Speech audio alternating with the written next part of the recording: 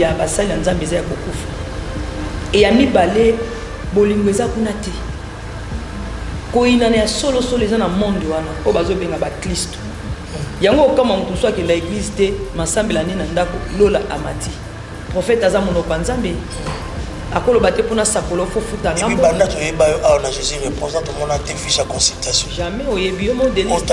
Il y a millions de personnes. Non tout le monde a moite. Na succès nyo soboy mama sali na bakombo nyo sali ona loba ata batongi ata bafi mutu akokai na dimension nzamba meminga zali. Ah ça tant moke ni ne ça regarder témoignage de Dieu. Nzambe nzambe nanga na kati nanga eza alliance na sa na nzambe. Nga na botami na Yesu nazokola na Yesu. Za bato lokoti Yesu na nzela te. To mi bambi kombo eyeba na kanga loba moyibi atani kangi ayiba. Encouragez maman s'il vous plaît mesdames et messieurs.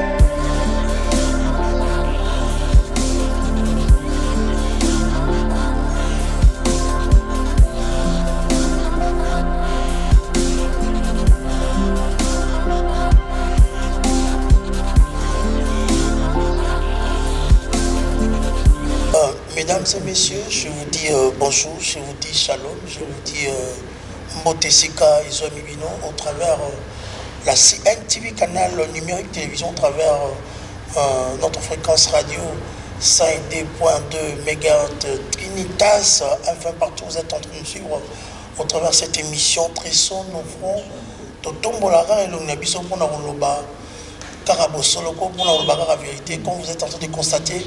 Nous sommes à l'église Jésus Réponse, dans le village de foi, et pas la servante de Dieu, la prophétesse mondiale, notre maman, la prophétesse de la délivrance intégrale.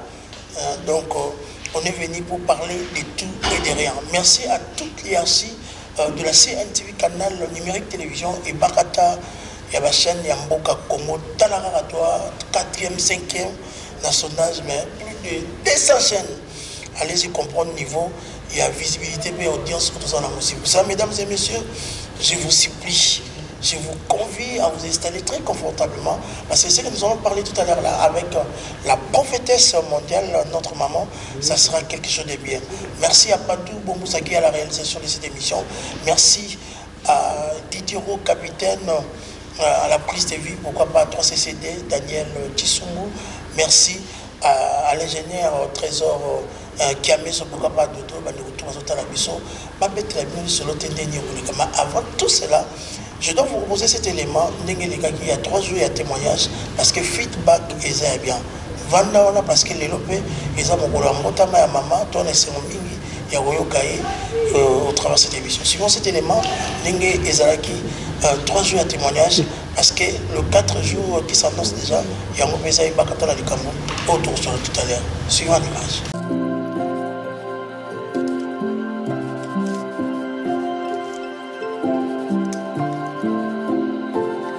Merci mesdames et messieurs, comme vous êtes en train de constater, j'espère bien Didier, dans mon église, toi dans le village de foi, dans Jésus Réponse, là où s'installe l'ange de cette église. C'est la prophétesse idéale, la prophétesse mondiale, notre maman, à qui j'ai dit bonjour la prophétesse Esther Malela Loti. Bonjour Yaya. Bon anniversaire maman. Merci Yaya Nzamba Pamboula. Malgré Bamboula et Kobakisama aux hommes à Elenge. Vraiment. Il y a ça la dynamisme d'ailleurs. Malgré Bamboula les hommes Koba, mais aux hommes à il y a ça et ça la jeunesse d'ailleurs est toujours efficace comme ça. Ngolo Kara, toujours vivre Ngolo Kara. Ngolo c'est Ngolo. Bato babengi ebele, bato bakomeli ebele, on a mokolo ya mbotama na yo. Merci. Au travers de cette émission, nous avons mokolo ya mbotama na yo. Yo bo ozongi c'est la bango ni maloba nini ya kitoko ko ozongi c'est bango, o ko ekisa bango au travers de cette émission.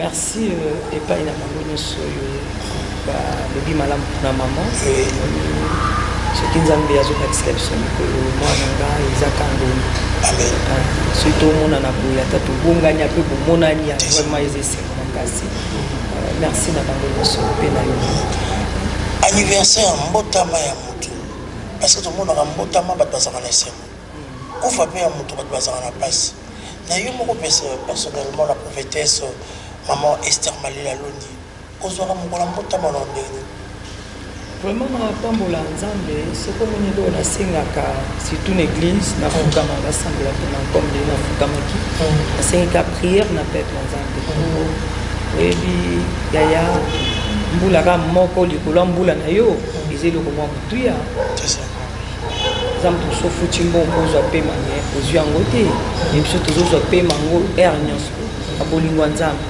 soki nzambe asali nga ngoluke napema lisusu abakiseli nga so mbula likolo ya bambula na nga mpo na nga ezaka eloko ya monene makasi akoko fete te na bomoto kolia soso mela sucre non me napesaka nzambe merci mpona kolakisa ke soki osali nga lisusu ngolu lisusu e nakozongisa eloso matondi parce que biso kozala na bomoi na se na moi eza mingi mpona intérêt ya seigneur. Ok, servant de Dieu, tu as maman j'ai des questions de réponse parce que maman a dit que on est tout au nayo bandi bazo tala biso au travers le monde bazo landa biso dans ma page d'ailleurs nous surtout au lelo nazo pesa longo ya félicitations ingénieur au trésor Camille Sobin de Gododo bandi ko tout ba ça na presse ya je sais réponse na moni ba comprendre j'ai tout comme même la prophétesse message je dans TikTok. donc oui, évangélisation donc on comprend déjà la télé la radio les réseaux sociaux donc on lui toche pas ni message oya malamu batu basima oya mabe batu baye ba kolongola surtout ko zomona vitesse ya communication na yo ezo se propager au travers le monde yo mo lobela ni na bana ba yo kana mama la bonne azo loba parce que ça va maman la bonne maman la business tant que ça malamu na pambola nzambe non c'est déjà pour répondre que comme nanu nzambe azwi pema na biso te tozopambole na pema ezotindika biso tosala mosala na ye oyebi ke ngai alinga mingi kopanza sango ya yesu nasepelaka na 100 francs na ngai natiango na évangile mpo na ngai ezaka eloko moko ya motu ya makasi donc soki tozopanza sango toke mpe na internet eza moyen moko facile oyo ezokopermettre biso mpona kopanza sango so seulement parce qu'on constate que ba message ma pesa na réseaux sociaux ba fausse information ba so détruire internet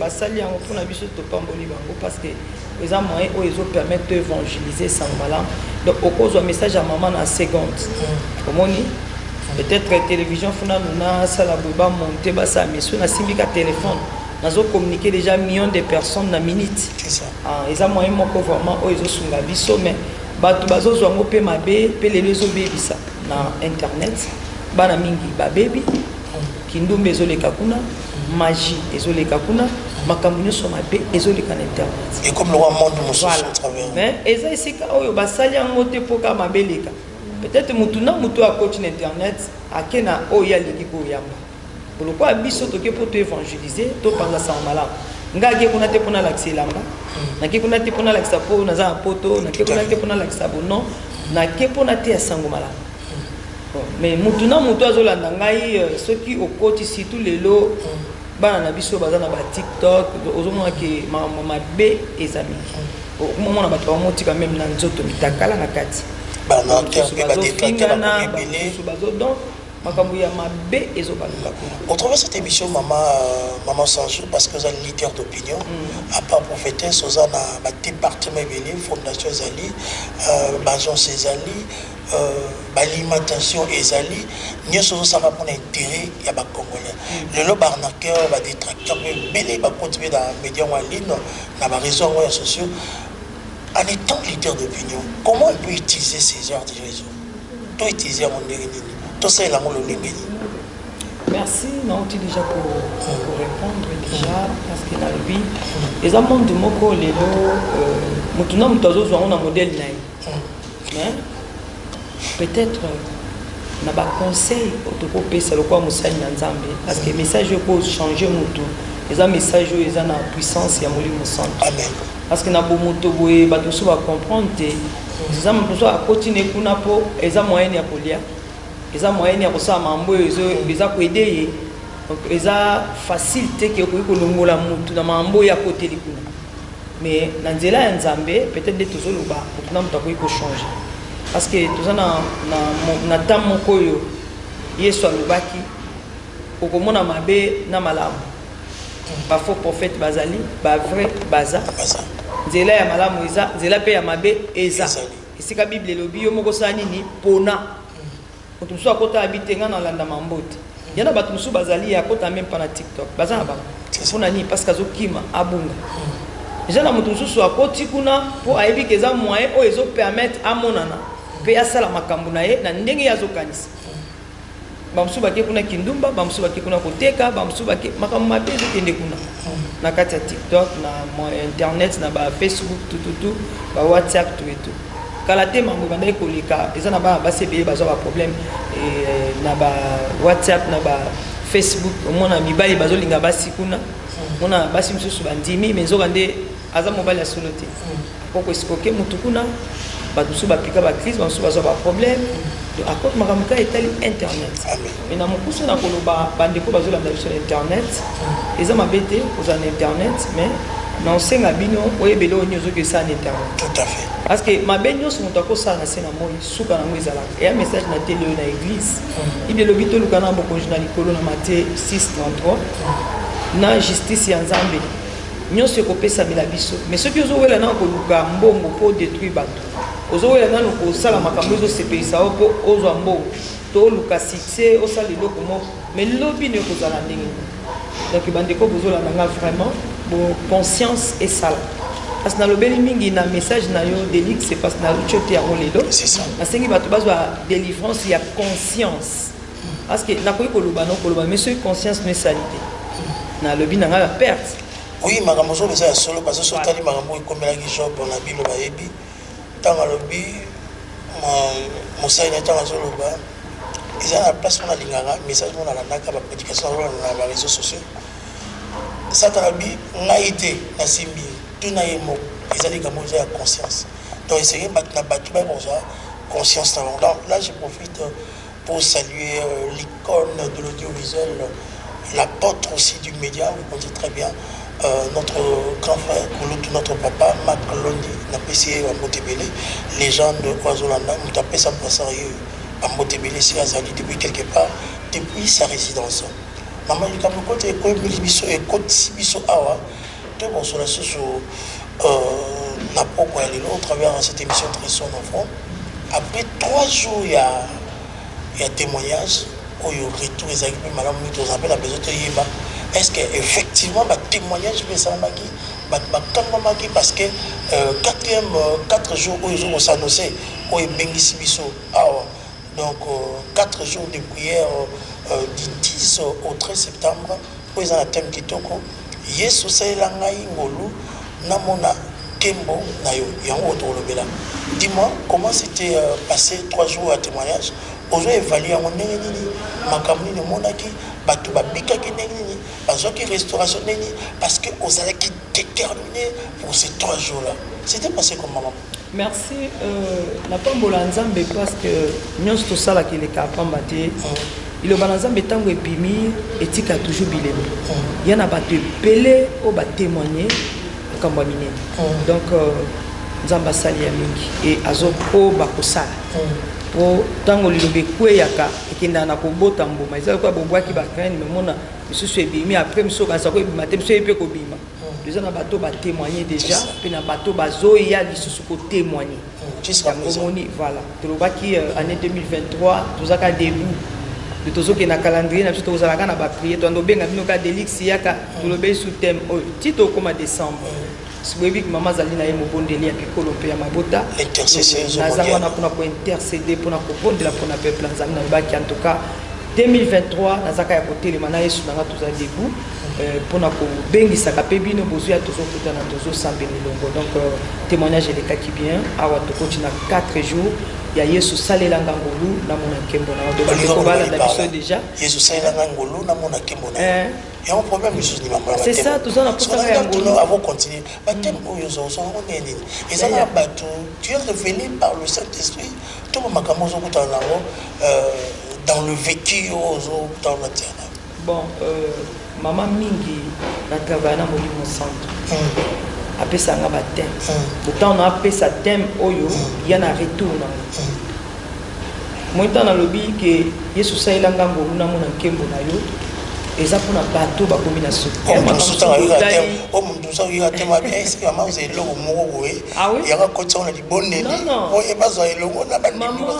nga déjà nzamba sai langa pe asi asaleli nga so to bi ka sala biso te to posi amen hein Delix nzamba sai la biso déjà c'est ça asi atambusi biso bamboka nyonso asi apesa biso lipa kwanga tusipe makolo elongwa totambwa na mituka tolala pe place bien donc tolongwa déjà na ba problème je crois que bitumba toza nango ezaka tozo lité po tokoma yango guerre moko toza nango omoni o et nous sommes Seigneur batelanga parce que naza na mission funa koma na suka mission onga na luka ezana koma na suka mission.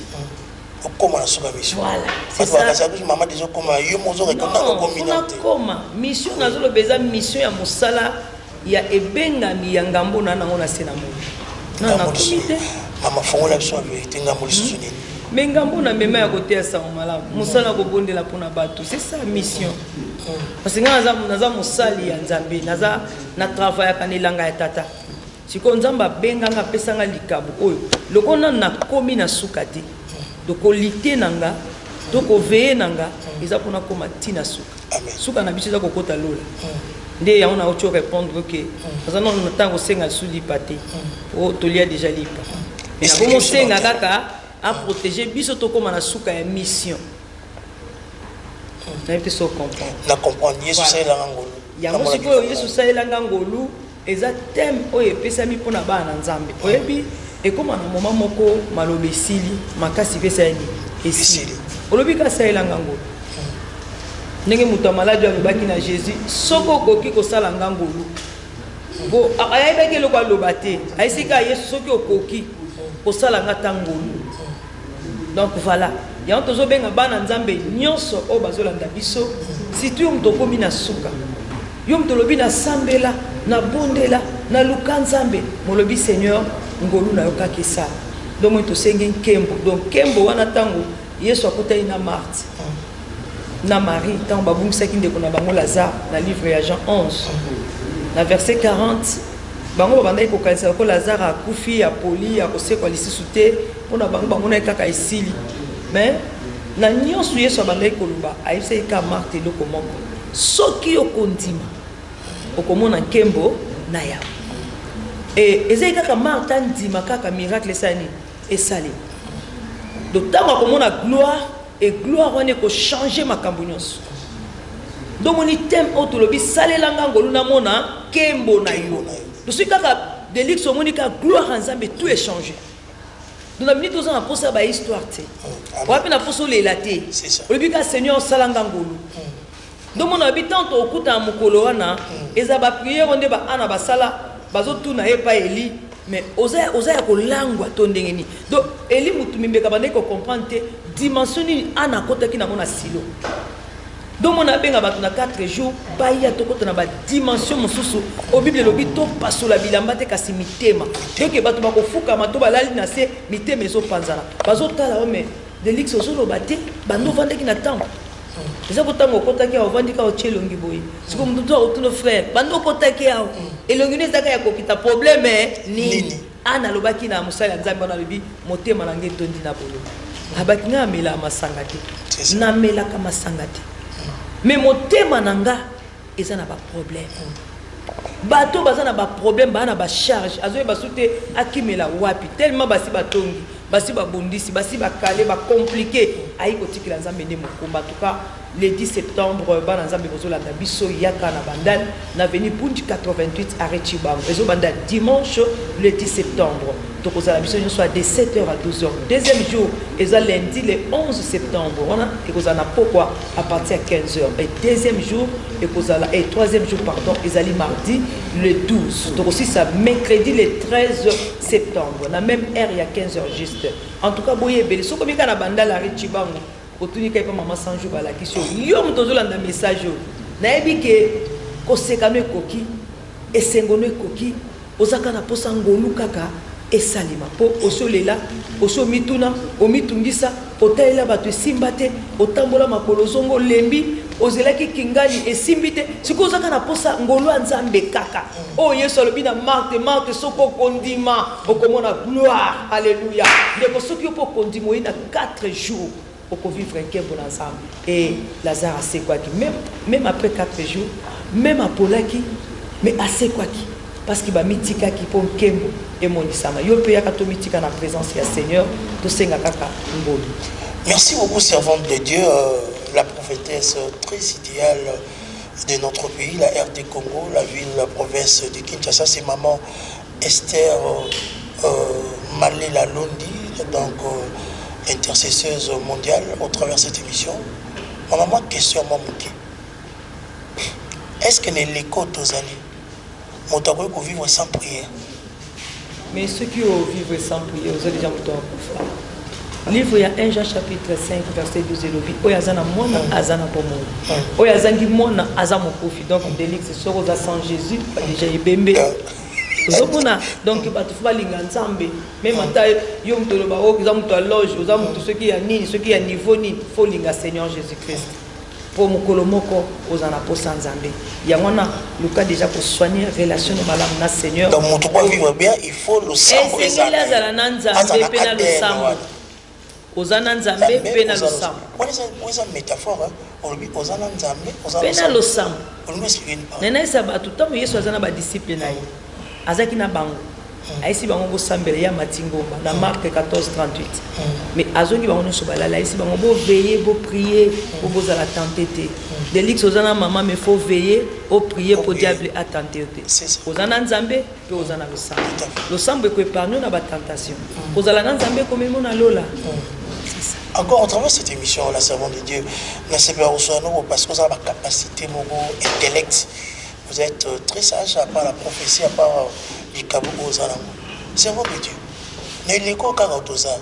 est-ce que prophétie est un esika na mboko Congo? Prophétie zali, mais batubazo me mangolo lengi ya mabe, parce que prophétie ali bosu zali banza. Ngamo naza prophétesse naza musakoli.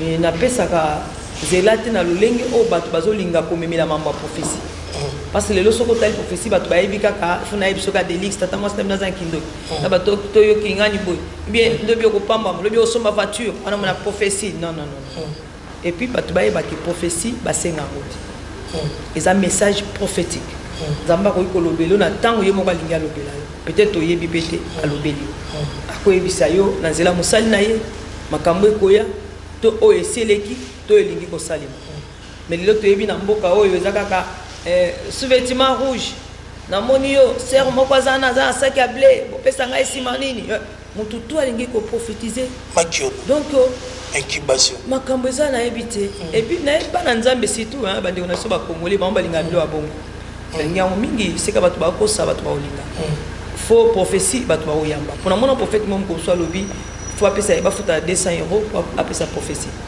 Je vais avoir 300 $. Mais si vous battez, vous allez si vous avez si vous avez déjà. Vous comprenez? Parce que jamais vous avez une prophétie pour foutre autant. On les a aussi Nzambi dans le local. Prophète Azam Nopanzambi. Akolo bate pour na sakolo faut foutre ngambo. Et puis banda to yeba on a Jésus répondant tout le monde a tes fiches à consultation. Jamais oyebi yo mo Délix. Il y a millions de personnes. Non tout le monde a moi.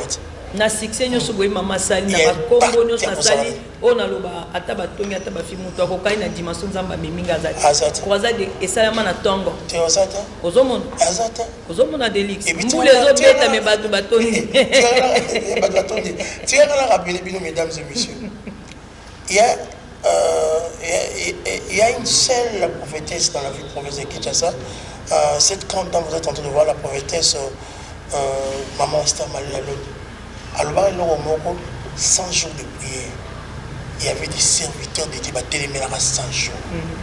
Parce que là, quand on a il y a une jeune prière 100 jours. Les lots d'église c'est comment 50 jours, 80 jours, 200 jours. ça va dire mon tire les photos tant on lobé le qu'on a tiré les chanaté biso ka no banga balta ba et puis mambo belé oyebi kaleza ki mutu po tia pano bazo chaka ka campagne soki peni séminaire et puis mutu fa lata pesa ba kange photo ya oso na nginga na yaka na proposition kange misu ba kange photo ba tutu na mba ko kanga ba misu eza pe bien ngaso ele kotala so pesi vision ba mekoli yango te seke eza vision ya solo te. Quand on a lancé 100 jours, nana salaki 100 jours, nana salaki 50, nana salaki 90, nana landa kinga, mutu tout à landa kinga. Na ba religion nyonso ba ni la même vérité na mona bango tout bazolanda. Ozo monde et ça ngai sengwa. Parce que Delix c'est ce que bimisé le ba copioté. Na cause attaque pourquoi parce que ezelo bezala raté tango e ba mona pe moi sina ba dimension na ba faut bundisa ba bundisa modèle nyos ba ko bundisa mais comme na za nzambe to zaka il faut voir le tour de terre. Ah oui.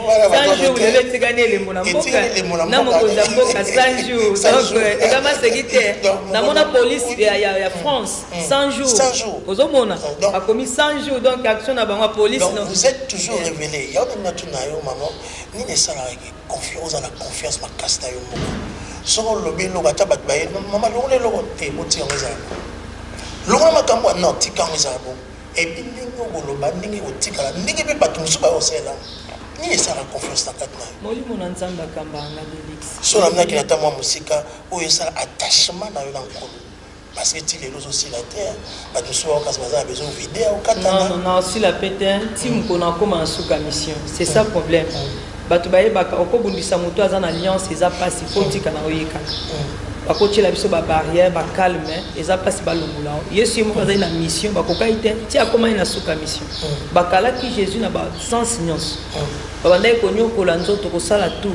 mais akoma ki na suka mission donc nape bakonyokola nzoto tokutana ba mambo ebele belobi ki mobile nanga bela ba poison ta million fois le la moni santé ozo mona batu ba obenga akufi mukolo nini akuko donc to mona ebele tout le monde est belé. Maman a dit excusez-moi mesdames et messieurs, qui est votre époux, à ça il témoignage, je l'accompagnais quelque part.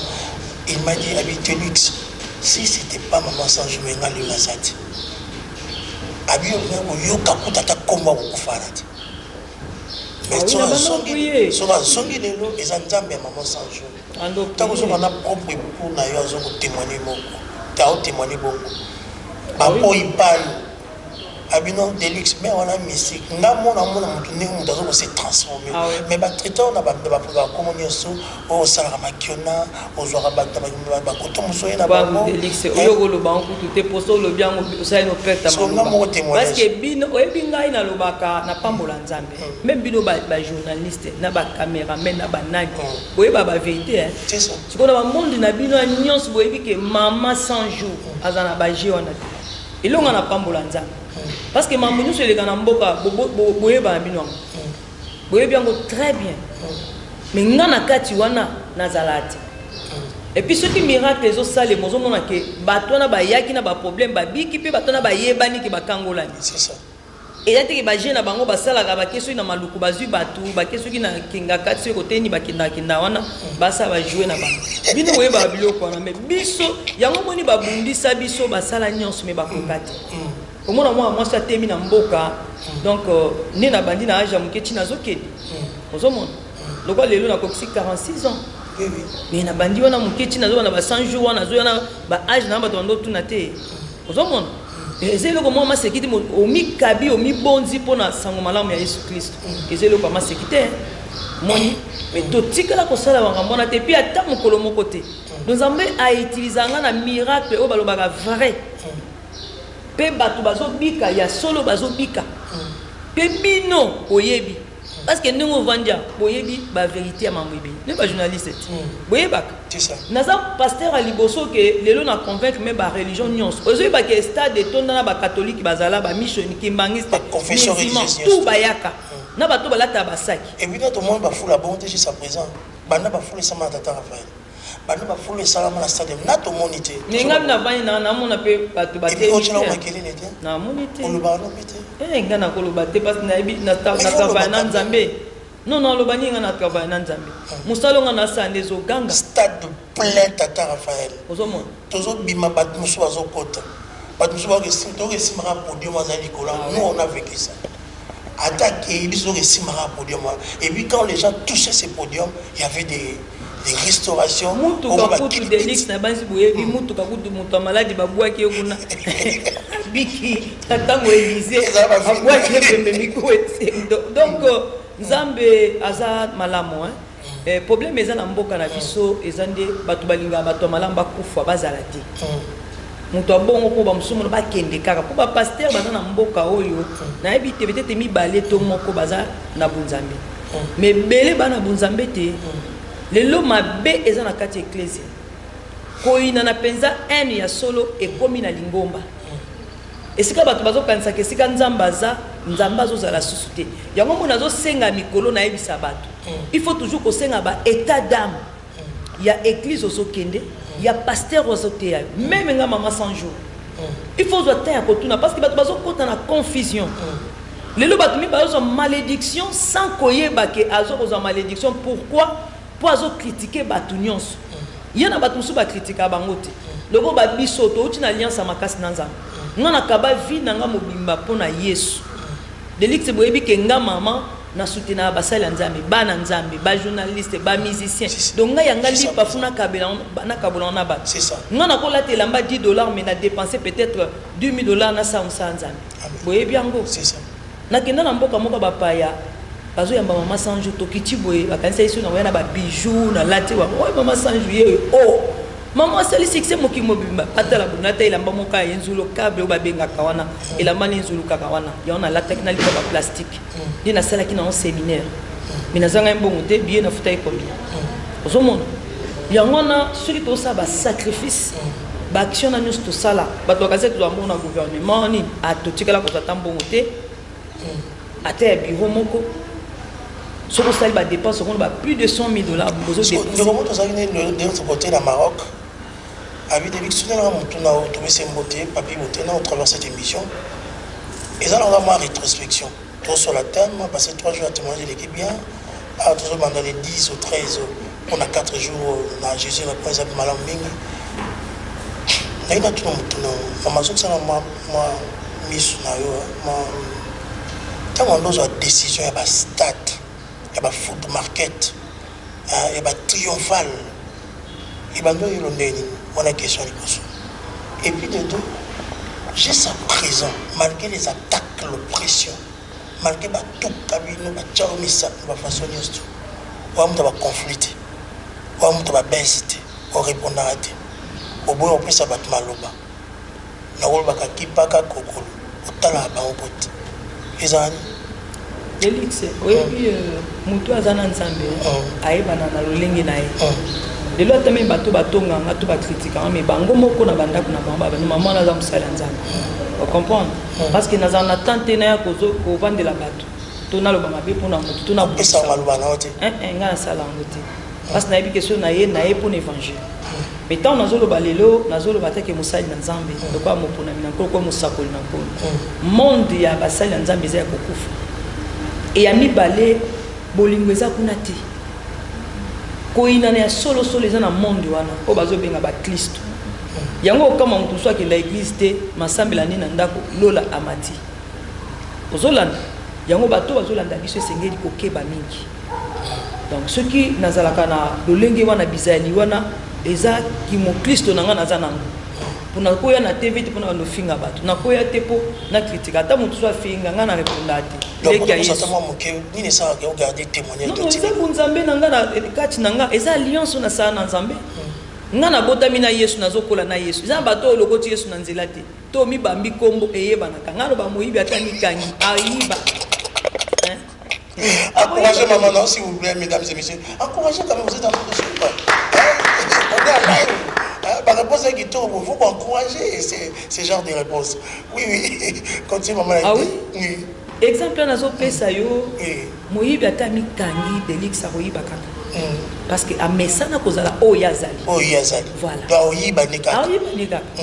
Tout ça pour ça semblant mais akokate akoyaka. A supporter. Voilà, ya moni maman sanjo nazana ngaka nengo yebelenga ozala mwana moke ti okoli lelo boye donc nazaka o nazali soko lingolo baki mama changer na changer na mati kaka ne ozali voilà donc eza bunzambe nazokola nango parce que na mesana ne loko wana na kotika jamais ko changer on changer ka te nazaka bongo même bat mi bando mona ya musika mama sanjo ka sa lolendo ni te ata osali ba plein osali kombo eza pona lokumu nzambe ngamo na loba na kota lola te pona ba plein ba stade na kota lola te pona sali kombo na kota lola te po to tamboli na Asie to tamboli na Océanie to ke na Amérique to ke na Europe non to tamboli na Afrique non na kota lola na bizali nanga mbongo na motema amen parce que bangolu wana tozu eza biloko kosuka na se nzamba ponika kanga pesinga likabu na bikisa bato ayeka tinanga po akangola asali kombo nanga mi yango te kokotisa nga lola c'est ça yango na batela kabunzambe naza na tante ya kokota makambo ekobungisa nga libanda ya lola donc c'est ça répondre ndeko wa Maroc kwa zobenga so bantu bazokomela biso appelez nous et numéro là pour benga biso moi la réaction de ça me fait tellement du bien on est en direct de la CNTV canal numérique télévision. On est en direct sur Vacom TV Média en ligne. Nous avons la Trinitas Radio 5D.MHz. Nous avons la page News. Tu es maman. 100 jours, Jésus, réponse. Tout le monde répond de maman Neko Papi Beauté dans les Magela. Nous avons la Marrakech, dans Maroc. Alors, tant on est besoin la décision, il y a qu'on remplit le stade. Il y a eu des gens qui ont rempli le stade, qui ont restauré le travail du stade. Et maintenant, on a eu le nez. Parce que au sein de achète minimum, on l'a mis au stade on l'a mis au foot market, on l'a mis au triomphal, on l'a mis au Rikisangan, on l'a mis au Catel Bandé, on a parlé des congrès à Brazzaville, on l'a mis au Paris, on l'a mis au Belgique. Et on a eu le nez. Oui, quand on voit la news. Au Singapour, et là qui, aux autres de vitesse, on a vu maman skoza wa nazali oui ça vous qui m'imbango mi faut vendre au paiement c'est ça otala neni okoki masumbango donc nyonso anezala kinzambe ko sala kati na servante na ye komona na live na yebisi mobile na non na moni photo ke na stade mona bato mosusu ebi tosalaka croisade moko bino boza ba témoin ko ya tata Raphaël batielaka babenga batieli yo libaya tokishasa mobimba ba église tout esalaka ba action mokolo wana tant on a les gars maman 100 jours bato nyonso basali ba croisade na journée oyo nga bien ngam loko na journée on na kopiaka na mutu te na lamuka na ngonzamba pesinga nde biso to lancer comme bon balandinga ba mo makam na bande balambela mabaya yango mona eti bato ba yibe na triomphal biso na stade bato musu batie na triomphal le même jour est-ce bato bino bosi bozo komba ba kombo maman 100 jours batebo tika élévation ya ma sécurité de luxe élévation ya ma sécurité yo za mam na stade mais mutu musu pembe na yo 0 mètre ye patie atie pe podium na ye ah non tiko nzamba la kisa bango croisade boze la mosuki na 15h mais 9h déjà non mais na commissaire kanzambe tinga oh ponga na kopia na batu wenga na zabo na landa na batu te nga sala mam na ndenge na ngai soki nzamba lobi na nga na télé miso lobi te na vandi dona landa mutu te on a gardé qui silence et là on a lobi na baika ngai na landaki date mutu te mais soki bato na balandi date o nga na tiaki pona lokumu nzambe etali bango na nani na nzambe biso toko ba ina biso préparation na mona ka ba oyi ke nga na zaki na ndako ba bengi nga na stade ki maman stade tondi na 9h nga zai na ndako ozoyo ba isi maman ya de stade zai nini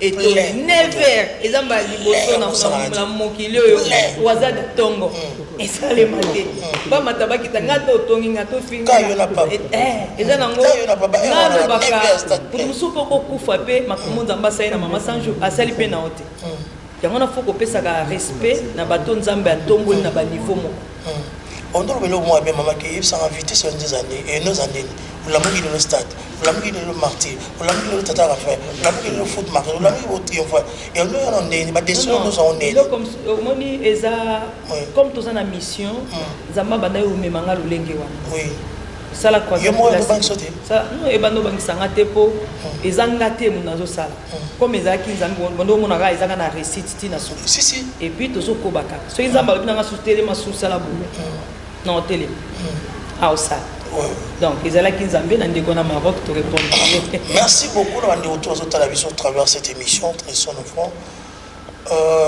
mesdames et messieurs ça me fait très plaisir de partager ces moments avec maman Sancho, la prophétesse très idéale, maman Esther Malila Londi. Maman Lazare a besoin d'un peu 2 minutes avant au Gabon. Exhortation moi mouké, Thomas Loba moi mouké, dans le quoi au talon à l'hôpital. Parce que l'émission tout le ça là-bas à l'hôpital a bien trop dérangé dans le au santé. Mais cette fois-ci, merci maman nous accordé biso, tout un numéro dans l'émission. Merci beaucoup ingénieur Trésor. Nous avons besoin de rappeler mon tout moko oyi azali. Et puis on a la caméra, on a les Congolais tout. Tu es très proche des Congolais. Les Congolais ne se souviennent et bon sens. Et puis on a la moko oyi les sociétés, on a la base en place attaque à mon sommité. Au travers de cette émission, au Golbani. Nzambe azalo kumuyaya merci bandeko na biso nyonso oyebi ke ndenge ndeko Delix alobi mama alingaka bakongole e nalingi bikelamu nyonso ya nzambe mpe mokili mobimba parce que naza na mission ya kobondela mpona bana na nzambe lokola moko oyo nzambe atelemisa wa bino intercesseurs mondial mosala nange eza ya kosoutenir bino na priere nzambe apesinga likabo nabondela mpona babeli babika natatola bokangola bato bakangolama nabenga na milieu mabe etosa etika nzoto ya bato donc naza wana oyo abala azi abala oyo abota ata bota oyo esimba te esimba yo oza na chômage ozwa kosala tika nayebisa bandeko bozolanda nga nayebi kozokanisa bana bazonga classe ndenge nini obanga te priere onasala aya minute mibale kaka ezofongola porte avant tokota le 10 septembre na 4 jours oyo ekobanda dimanche le 10 kino mercredi le 13 septembre nzambe na nga asalaka kombo na ye jésus réponse akotaka makambo ya bato nzambe na nga arataka te na bakaya ya bana na ye donc nakobondelaka mpona miniti mibale bisika ozolanda biso na émission oyo atoza na poto partout ozali oza na mboka songolo paka likambo na yo solution ekozwama au nom de jésus christ de nazareth nalingi mpe na biso ya moto ya maladi oyo maladi ewumeli ekokufa nango te nzambe ya abraham ya isaac ya jacob azokangolo na maladi wana nalingi napesa bino message ya mikolo minei oyo kosengeli koya awa na bandal avenue Bunji 88 arrêt Chibangu en face ya Guinée marché boya ebele vraiment tosambela elongo yaka tosambela ngana papa maman elenge ya mwasi ya mobali ba étudiant ba étudiante boya to prier belève nyonso nzambe a visiter bino nde bozonga classe et ozonga bien kolwa approuvant na minerval na ba moyen nyonso eza koluka epai na bino pe bato baza maladi okoti libala obotaka te oza na problème ya mariage santé makambo no compliqué bana bavoyage mikanda te misala te nga na kosala prière mpona moto nyonso apesa de la solution adresse eza na bandal toza na avenue Bunji 88 arrêt Chibango sokomika na arrêt Chibango ya bandal tunaka eglize mama sanjo bakolakisa yo moto nyonso ayebi déjà panon eza na arrêt Chibango wana eza place ya kobunga te chaque mardi nayambaka moto nyonso sans condition oyambi ngai olandi nga sikoyo oza mokonzi oza moto nyonso donc ata mobola ata nani donc mama yambani na bana mikie donc komitungisa te kesika koyamba nga est ce que condition ezala te nga aza na condition te na koyamba yo même soko olingi bato bamono te naa na esika na koyamba na nkuku bato mpe bamoni yo te mpo okoya mpe kozwa ngolu wana ya priere ya mama bandeko bazopostele bino oyebi mama sambele na yo esala mpe sembo mpo lobi ntango mata kuna lobi te nzamba mama mokapesinga kiti oyo do naza na besoin na bino tout numéro na ngai ya mwana eza affiché batieli bino na Delix vraiment moto nyonso akomelanga rappeler plus 243 oui 82 23 44 233 plus 243 82 23 44 233 82 23 44 233 mais oyeka na bandal lombango chaque mardi nazo yamba de 9h à 18h maman yamba moto nyonso condition ezaka te yaka na commune ya bandal na avenue Bunji 88 komaka na arrêt Chibango tunaka église maman 100 jours en tout cas 4 jours ezobanda dimanche le 10 septembre de 7h à 12h et deuxième jour eza lundi le 11 troisième jour eza mardi le 12 mercredi le 13 et kozasiko na après-midi de 15h à 18h mais tous en état de gêne dans l'état de gêne parce que le eza prière ya kopasola motema bilamba te toboyi kolobebele me nzambe asala tobi na thème salelanga ngolu namona nkembo na yo toyebisa yesu kristo asalela biso ngolu tomona nkembo na ye en tout cas toya ebele toluka nzambe prière nde eza solution ya makambo nyonso sans jésus toza bakufi elongo na yesu nde bomoi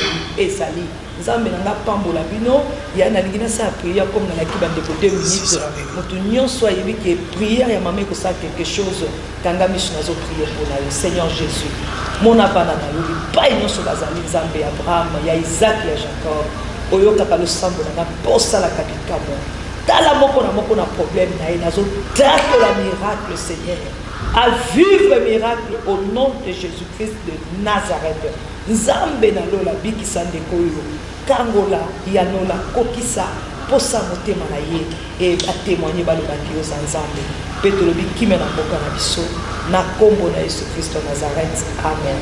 Zamba Pambolo Delix c'est dans la caméraman nyonso canal numérique télévision Zambé à Pambola. Merci mesdames et messieurs, Nangamoko Nazi salaire, onction et débordé dans le micro Oyo. Mesdames et messieurs, partout vous êtes en train de me suivre au travers de cette émission. Trisson au fond, où ils allaient émission, il y a Bana Congo, on a Golobela Bino Solo, on a Relaxabino, Batonan També à Solo. Et si quand on vend des arts, parce que de luxe à l'eau, Nangamoko Nazi témoignage, parce que Nayebi, c'est qui vaut maman, parce que c'est une servante de Dieu qui pèse de Jésus. Elle a la chose de Dieu en vrai. Et si il y a il y a une restauration, bon, la 4 jours, ça sera quelque chose de bien. Ah, on a Bondi 88, on a Bandal, car qui marchait au côté, bah, on a maillot, on a dérangé, on s'est arrêté. Maman, on a vu ça, on a su ma ligne, la plateau, on a eu, on a bangi na obanga. On a eu bilou en colossé la route pour Anine. Attends la mission. Bilou en colossé la route pour Anine. Il faut que bénéficier de la prière. Il faut que la bénéficier de la prière. Maman, pas de l'ogozana. Concédant, on va soutenir le pasteur Rebélé, céder à Nzamba Bakata, à Kimatika, Yotilelo, aux Aralanzambe. Là, je profite pour saluer l'homme de Dieu, l'évangéliste Emmanuel Moki, ici à l'église José Réponse. Pourquoi pas à Papa Serge, évangéliste. Papa Serge Ngango, évangéliste, merci à l'ingénieur Trésor qui a mis à notre papa de toi, à Didier au cabinet de tout, à Tanibiso. Maman, et monsieur Zestir Makassi. Pour ça, tout cabonatin. Allez-y, mesdames et messieurs. C'est par ici que nous terminons cette émission. Nous terminons cet entretien. Biso va délix, on va british de Konankolo, l'homme de vacuum. Là, maman, la biso est allée la Londi. Toko Kota Lola, Makolo. Et ça va servir à nous on va y avoir un thermomètre exact. On sentit mort exact. On a senti le même. On va combien on s'en a la terre. Allez-y comprendre, mesdames et messieurs. J'ai dit, je parlais, j'ai fini, fin de citation. Ah, maman. Mais on a mystique. Mais on a mystique. Quand on a caméra, imagine on a caméra. Maman, on a mon ciao là.